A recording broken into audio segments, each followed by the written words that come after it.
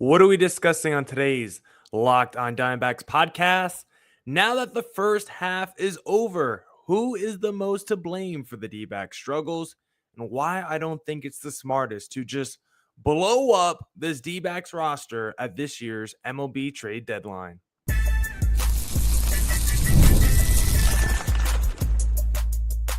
You are Locked on Diamondbacks, your daily Arizona Diamondbacks podcast, part of the Locked on Podcast Network, your team every day.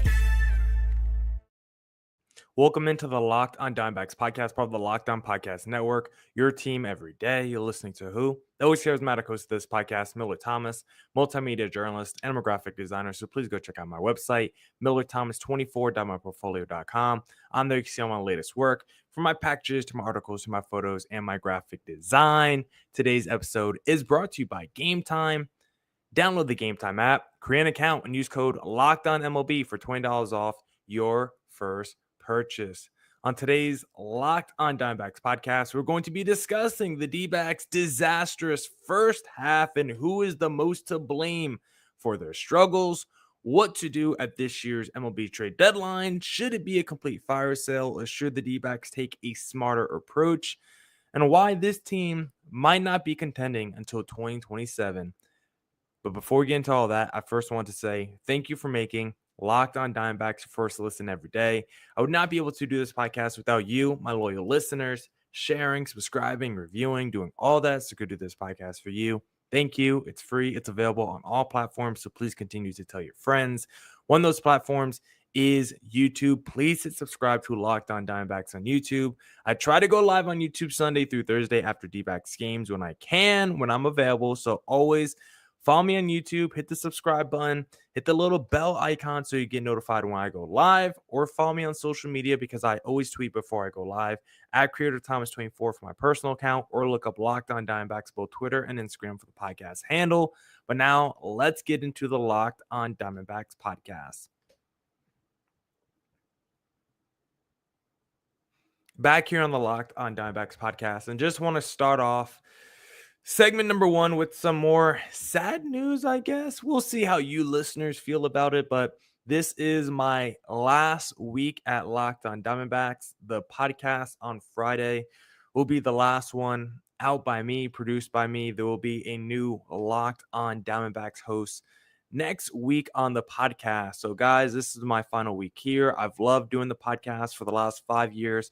Going back to 2020, I'll do a longer op-ed saying goodbye to the podcast at the end of the week. But please send in any questions you want to ask me, any last mailbag Fridays for this last podcast on Friday. Please send in any random thing you want to ask me about baseball, about life, about anything you want. So last week on the podcast, get your questions in this Friday. But now let's get back into the baseball and discuss the D-backs. First half is finally over. It's been a disastrous first half for the D-backs, of course. The month of July, after a pretty good month of June, they didn't finish the month that strong against some of those bad teams. But overall, their record was still good in June. But so far in July, it's been disappointment to the Kansas City Royals, losing close games to the Padres in a series you split but should have won. Then you lost 2 out of 3 to the LA Angels. And the D-backs are just doing nothing to help themselves in this wild card race.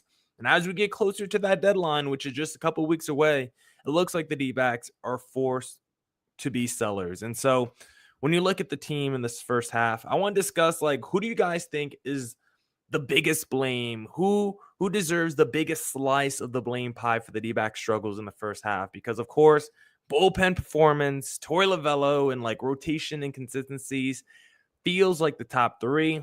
Injuries, of course, have costed the D-backs a ton this year. I mean, we have no bullpen. We lost Moreno, for a few weeks now. Caro had to take some time off. We lost Marte for a little bit this season. The injuries have been bad for the D-backs this year. But you can't blame the injuries, honestly, for some of these one-run losses that we've seen in July, some of the really bad losses throughout this year. Honestly, when I look at a lot of the D-backs losses this year, it's not injuries are the problem. It's not oh man, we lost that guy. We lost that game because we had to start that guy in replace of the other one, and he was a, disaster. D-backs have lost a lot of games this year because of just straight up poor execution. And the sad thing is, this is probably the most talented D-backs team in franchise history. And right now, they are going backwards as a franchise. And I think the D-backs have to do something about it. They have to address the issues that they see. Ken Kendrick is doing everything possible to put the best contender on the field. Ken Kendrick is going out there, he's spending money. Look at the talent we have. We spent money on Corbin Burns, spent money on Monty, Erod, Mad Bum the last few years. We've given extensions to all our young players in the rotation, the bullpen, the lineup. Like, Ken Kendrick is doing his part as an owner. He's opening up the wallet and he's taking a step back and he's giving full empowerment to the front office and the D-backs leadership. And right now, he is not being rewarded for it. When I look at this D-backs leadership group of Mike Hazen and Toy Lavello, they have not done their part this year. I don't understand why a team like the D-backs, when you clearly have a need for the bullpen, why do we have to wait till the deadline to acquire a reliever? I don't understand why Major League Baseball has these unwritten rules where it's like, hey guys, none of us are going to make any deals or moves until after the MLB draft, until the day of the trade deadline, just because. Like, I don't understand these unwritten rules in Major League Baseball. And for the D-backs, they've needed a reliever for the last few weeks. We should have signed probably a guy this offseason because we knew we needed one. We discussed a lot about Ryan Hesley, and he might have, cost it too much, but there were definitely other good relievers that the D-backs probably could have acquired that the D-backs just didn't. And you have to blame Mike Hazen for his lack of identifying good relievers and building out a good bullpen over the last few years. It's been a major issue for this D-backs team.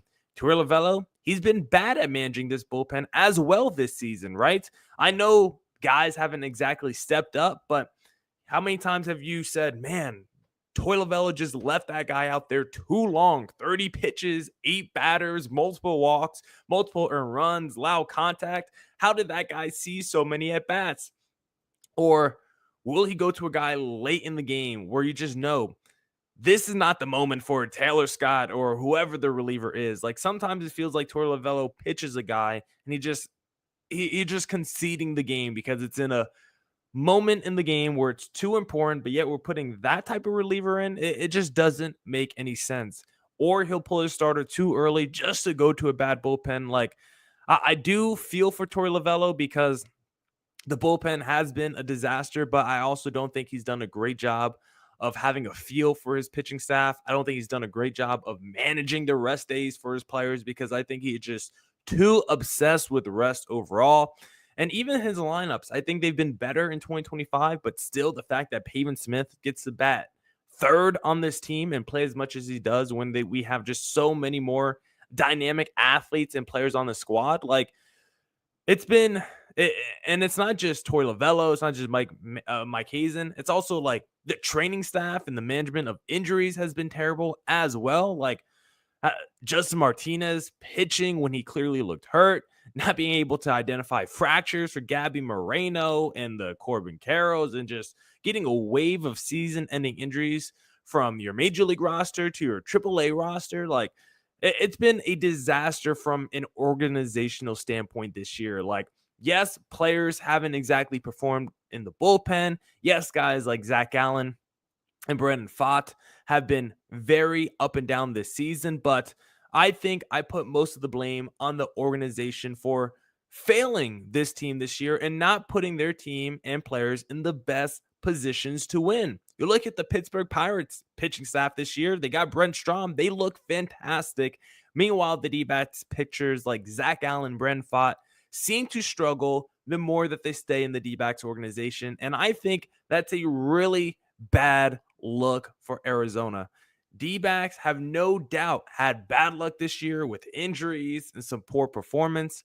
But when this owner has spent the money and you have all the talent that you can ask for, there's not much more you can do if you're Mike Hazen and Torey Lavello, because Ken Kendrick has done everything possible to get you the roster you needed, and you have not done your part. If I'm Ken Kendrick, I am not happy right now.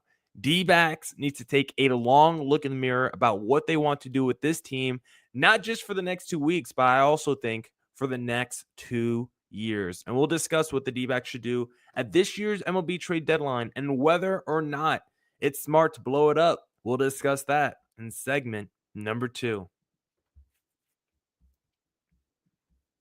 But first, I want to talk to you guys about Game Time because we've all been there, logging on early and waiting forever for concert tickets to go on sale, only to lose your spot for a show you've been dying to see.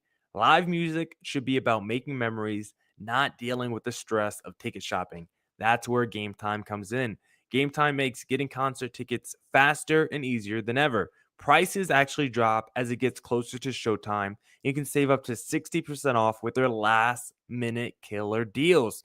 Tired of endless scrolling to try to find the best deal? Game Time Zone Deals pick the best seats in your section for you.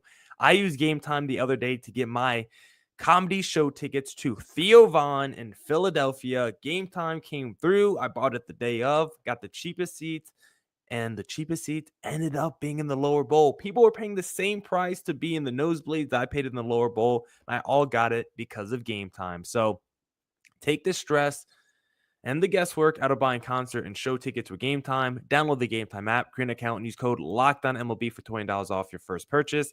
Terms apply. Again, create an account and redeem code LOCKEDONMLB for $20 off. Download Game Time today.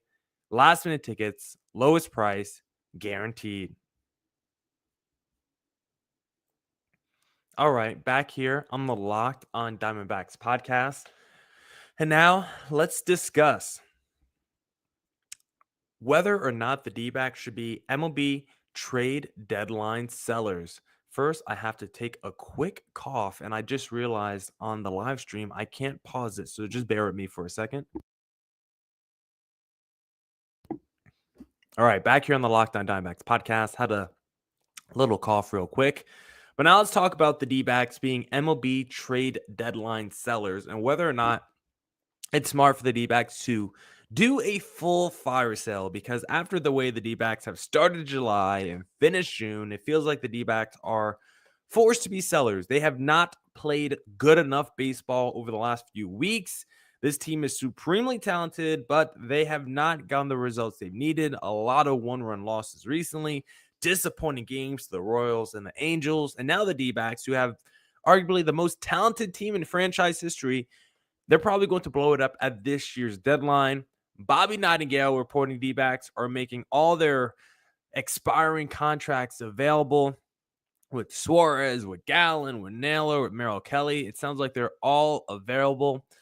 But what if this D-backs team is not sellers at this year's deadline? Is there still a small possibility D-backs end up keeping this roster together through the MLB trade deadline? Because it all is going to come down to how the D-backs play coming out of break. There's still 12 games until the MLB trade deadline on July 31st. And so if you're the D-backs, there is only one path to not blowing up this team, and you probably have to go 9-3 or 10-12 before the MLB trade deadline. And I'm just talking about this from a theoretical standpoint.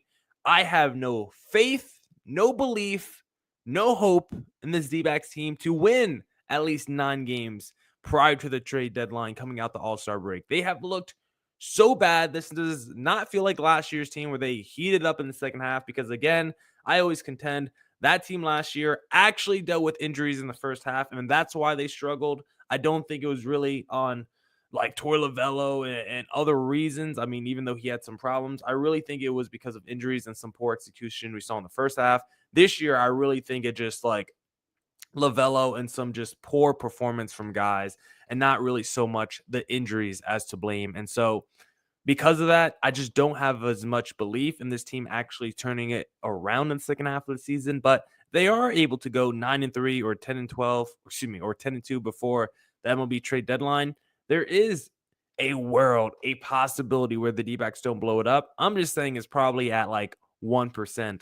And so if that's true, if the D-backs are going to be sellers at this year's deadline, I think the better question to ask is, how much are they going to sell? Is this going to be a team that completely blows it up, tries to trade every expiring contract they have, or should they take a more larger point view and say, let's just trade the guys who we have to trade. Meanwhile, see who we can keep when we actually want to be good again in a couple years from now. Because I look at the expiring contracts of Gallen, Suarez, Naylor, and Kelly, and I'm not sure the D-backs should do a full fire sale because I'm not sure I believe in the D-backs to get a legitimate return for all their players. And so I would actually like to take it case by case and decide whether or not the D-backs should trade player A for whatever deal is reportedly on the table. Someone like Zach Gallen, he's been bad this year for the D-backs, and he is someone that I think the D-backs should trade.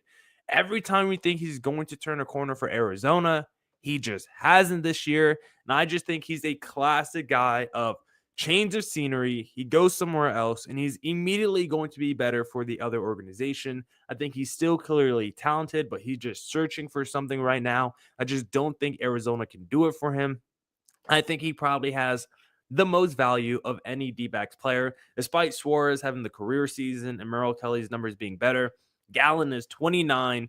He's been a frontline Cy Young finalist the last few years, getting this team to a World Series. And I just think he is more of a tantalizing, sexy name than probably the other guys that the D-backs have. But the D-backs do have a bunch of guys that the team that other team is going to want. I think Zach Gallen is someone that the D-backs probably should trade. And I think it would be the most beneficial for them if they do, because I actually do think they could get a decent return for him despite being on the expiring contract.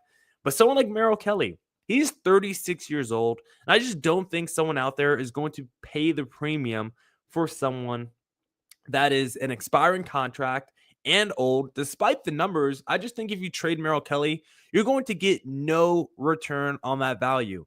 He's a stud.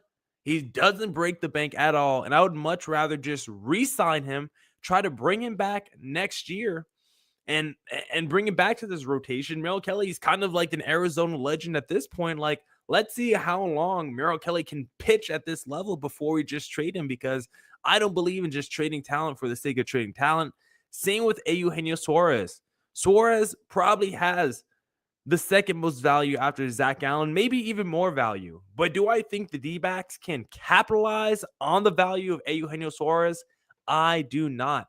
This is the best third baseman that they've had in a very long time. And it's not just the fact that he's producing at this level. It's the fact that he's producing at this level and he loves Arizona. Every time Suarez comments, he says, I don't want to be traded. I want to stay here with Arizona. And so if you have a guy who, listen, whether the D-backs finish as a playoff team or non-playoff team, if Suarez continues at this rate, he's going to finish like top 5, top 6, top 7 in MVP voting. And so if you have a guy who is good enough to get MVP votes, you can just trade him for pennies at the dollar at the trade deadline, just because it's like, yeah, I get it. He's an expiring contract. He could leave in free agency, but why not just try to re-sign him? All the comments from Suarez are he loves Arizona. He's playing the best baseball of his career. I don't think he wants to leave. I think it's much smarter for the D-backs to try to extend him on maybe a short-term deal than just try to trade him at all. If you offer him a deal, if you get the contract negotiations going and you feel like it's progressing somewhere, I would not trade him. If you talk to Eugenio and it feels like he's not resigning with Arizona, then you trade him at this year's deadline. But from all the accounts, it feels like Suarez wants to stay. And if he wants to stay with the level he's producing at, I think the D-backs should keep him. Now, a guy like Josh Naylor, I don't know if he's happy being in Arizona. And so he's someone that I would also approach about seeing what he's feeling about extensions. If you're getting the vibe that Arizona is not the place he wants to be, or he's definitely going to go out there, test the market, take the best option for him. Even if he likes Arizona, he's just going to do the best business decision. Then I think it would be smart to trade Josh Naylor. But he's another guy. He's not too old. He's producing on a very good level. And it's like, why not keep Josh Naylor? Why are we just trading guys for the sake of trading guys? It's not like we have other first base options in the system that we like. I would much rather trade, or I would much rather extend him than trade him and keep that talent in-house. If we are talking about trading players, I would actually rather trade a guy like Lourdes Gurriel, who has an option for next year, who has a little bit more control than these expiring contracts, which I think could be more appealing to another team. And I do think he's good, but I also think he's replaceable. I think you could find another Lourdes level type player in free agency or via trade much easier than you could find another Suarez or Josh Naylor for your squad. And so For the D-backs, I would be very careful about who I trade at this year's deadline. I'm not just accepting any deal. If you get legitimate assets back in a Suarez or Josh Naylor deal, sure, I would pull the trigger. But if you're talking about another Starling Marte level deadline fleece, I would rather go down with Suarez and Naylor and go down with a potentially terrible second half of the season and try to extend them in the offseason or let them walk for nothing than just selling them for pennies on the dollar at this year's MLB trade deadline. Now we'll discuss if the D-backs are not even going to be contenders until 2027. We'll talk about that in segment number 3. Did Rocket Money help you find any subscriptions you forgot about or that you were paying for twice? That definitely happened to me. I had a few subscriptions that I didn't even realize I was still paying for, and Rocket Money made it so easy to track them all down. It's like having a personal assistant just for your finances. Rocket Money is a personal finance app that helps you find and cancel your unwanted subscriptions, monitors your spending, and it helps you lower your bills so you can grow your savings. It brings everything together in one place, whether it's subscriptions or your spending habits or even the goals you want to hit this year. Rocket Money has over 5 million users and has saved a total of over $500 million in canceled subscriptions, saving members up to $740 a year when using all of the app's premium features. For me, one of the best features is the subscription tracker. I've used it to cancel services I wasn't using anymore, and I've already saved a ton. Cancel your unwanted subscriptions and reach your financial goals faster with Rocket Money. Go to rocketmoney.com/lockedon today. That's rocketmoney.com/lockedon. rocketmoney.com/lockedon. All right, back here on the Locked on Diamondbacks podcast. And now let's discuss if the D-backs are not going to be contenders until 2027. Sounds crazy. 2027 sounds far away. It's really just 2 years away. But you look at the D-backs, and one thing when you think about the D-backs when it comes to all these expiring deals at this year's deadline, they have to evaluate how those deals are going to affect the team, not just this year, but also next year as well. Because if we're being realistic about Arizona and where they're currently at in their franchise, the injuries this year have been so devastating that it's actually going to affect the 2026 season. And so you actually might not just be down 2025 because, look, again, I don't believe in this team having a second half turnaround. Yes, it's possible to get really hot and still make it to the postseason. I don't believe it. So 2025 is already a wash. And then you look at 2026. And if I'm the D-backs, let's say I do a fire sale at this year's trade deadline, all of a sudden I'm entering this year's offseason with potentially no third base if we trade Eugenio Suarez somewhere else. Maybe no first base if we trade Josh Naylor somewhere. Maybe we lose 3 rotation pieces in Zach Allen, Merrill Kelly, and of course Corbin Burns is out for next year. AJ Puck in our bullpen is gone. Justin Martinez in our bullpen is gone.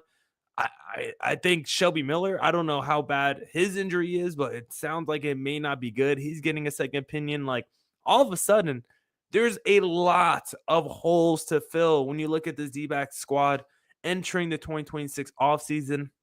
And if you're Ken Kendrick, you spent all the money in 2025. Do you really want to commit more money in 2026 for a team that doesn't feel like they have one of the 3 best chances to win the World Series, for a team that's going to be paying guys to not play because of injuries? Like, I'm not sure the D-backs really want to go all in on this hurt squad for next year. And so 2026 could be a transition year for the D-backs where maybe they don't really contend next year. They just try to get healthy, they rehab their guys, and then they look at 2027 as the year when everyone's healthy, back, and you go all in 2 years from now. That is one of the reasons why I wouldn't be surprised if the D-backs sold a lot at this year's deadline. Like I said, I don't think it's smart for the D-backs to just do a full fire sale. I'd much rather do those short-term deals, try to extend the Suarez and the Nailers for a couple years for when we're back and ready to contend in 2027. But I get it. If you're like next year's a wash anyway, why would Suarez and Naylor want to be on a team that's going to be equally as bad in 2026? Might be better to trade them now. I understand that logic as well. And so, if that's the case, if we're looking at next year and it's already looking bleak, it's already looking like it's going to be a gloomy, sad 2026 D-back season, why not start the search? Is it a bad idea? Why not start the search for a new voice in D-backs leadership this offseason, whether it's both the GM and the manager, or if it's just one or the other? Personally, I would rather have a new manager than GM. Listen, Mike Hazen definitely has his issues when it comes to identifying bullpen pieces, building out a good bullpen. Like, the D-backs closing situation has been their biggest issue since I've taken over this podcast in 2020. They've been the worst team at probably closing games over the last 5 years. But I can't deny this is the most talented team created in D-backs franchise history. And I agreed with a lot of the process to get us here, even though the results didn't bear out. In the offseason entering 2025, I said the D-backs are probably the model franchise of how to build a team in maybe the toughest division in baseball, going against these big California Giants who have the money to spend endlessly. The D-backs have been able to build a roster to compete with anyone while also not breaking the bank. I thought this was as good of a team you could build when you put all the parameters around a mid-market franchise. Like, I thought this was a masterclass by Mike Hazen. Even though I thought we were maybe a reliever too short, I still thought this team was definitely good enough to win a World Series and compete for a playoff spot entering this season. And they just have not. And I just think a lot of it is more on Torey Lovullo than Mike Hazen. And when I look at those 2023 D-backs that got to the World Series, I think it was in spite, not because of Torey Lovullo. And so if we're going to be bad next year, why not get a manager who could get his bearings for a season, establish a new identity in 2026, get to know everyone, really start to lay his roots down, and then when everyone comes back healthy in 2027, that's when you take off. This right now is year 9 of Lovullo. And so far, we have 2 playoff appearances, his first season, 2017. And of course, the World Series, spectacular. Don't want to overlook that because it's so hard to get to a World Series. It's so hard to even get to the Final Four, and the D-backs were able to do that. But I can't overlook the 2018 September collapse. Yes, the COVID-shortened season was weird, but the D-backs looked like they were not ready to play in 2020. Meanwhile, other teams who were entering that season with expectations of being good, like the D-backs prior to COVID, those teams were still kind of good. Meanwhile, the D-backs just kind of took the 2020 COVID-shortened season off. Like, I don't really know why. Then you had 2021, which was a unmitigated disaster. You had 2024 with another September collapse. And then you had 2025 where you had the most talented team in franchise history. Has been a first half disaster. I just think there's been a lot more good than bad with Lovullo. And if next year is also looking bleak, do we want to enter year 10 of the same experience with Torey? I just feel like at this point, we all know who he is, and my frustrations with him are not going to change. I think the D-backs really need to think about who they want leading this team when they have a chance of being contenders again in 2027. Now, that's it for this edition of the Locked on Diamondbacks podcast. Come back tomorrow for more Diamondbacks news coverage and insight. And as always, stay safe, stay healthy. Doses.